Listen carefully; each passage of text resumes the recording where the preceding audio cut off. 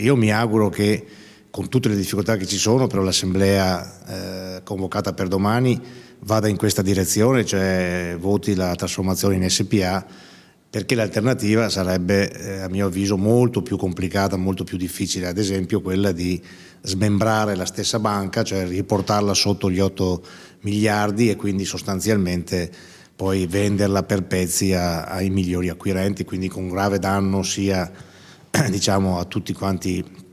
i soci, ancora più grande, sia ai depositi, sia ai prestiti, sia all'attività stessa della banca. È un percorso difficile, ma è un percorso, diciamo, inevitabile, una base da cui ripartire anche per poi rilanciare nei prossimi mesi attività e anche le alleanze di Banca Veneta. Naturalmente tutto quello che invece riguarda, come qualcuno dice, penso anche con cognizione di causa, azioni irregolari, ad esempio nella vendita delle azioni, questo diciamo, è un altro ragionamento che va affrontato sul piano della legittima azione legale dei soci che volessero intraprenderla.